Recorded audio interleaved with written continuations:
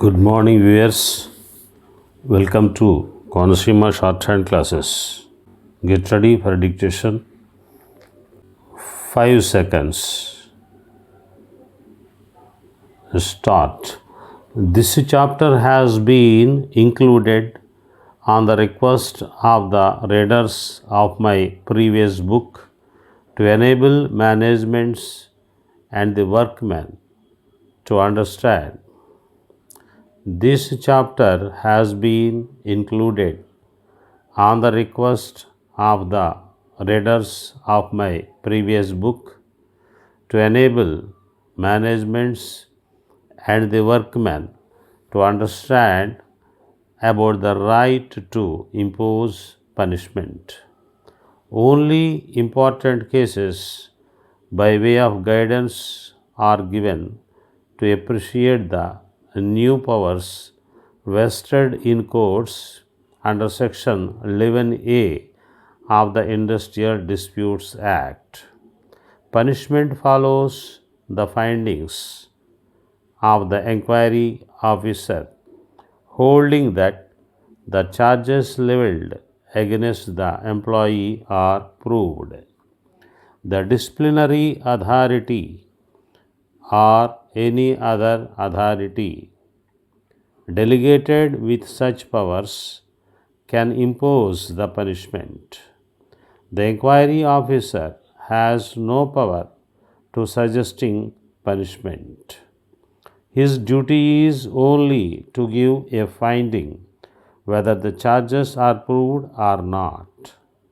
The disciplinary authority has to apply its mind to the inquiry report, and after being satisfied that the inquiry officer had followed the principles of natural justice and that the conclusions arrived at by the inquiry officer are acceptable, proceed in the direction of issuing a second show cause notice to the employee, informing that the management agrees that the finding given by the inquiry officer enclose thereto a copy of the report and proposing to impose appropriate punishment.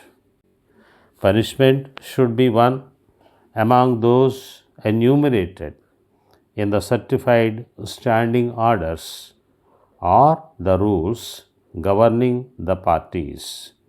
Generally, they will be dismissal, discharge, reversion to a lower post, stoppage of annual increment, suspension, censure.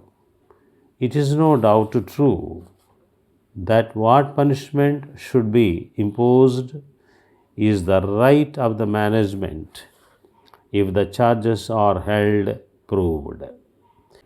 However, it was held that the court can scrutinize the evidence. Inadequacy of evidence is no ground to interfere. It is sufficient if there is some evidence. New power has been conferred on labor courts under Section 11A of the Industrial Disputes Act. It cannot act as an appellate court over the findings of the inquiry officer. Under Section 11A, the Labor Court bar Industrial Tribunal has the power to scrutinize the evidence on record and interfere with the punishment if it is shockingly disproportionate to the misconduct. However, this new power cannot be exercised arbitrarily, and it is not an unguided and uncanalized power. Reasons must be given as to how the punishment shocks the conscience. Powers under section 11a are not in the nature of unruly horse.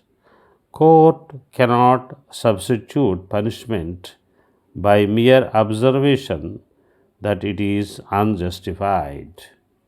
That's all.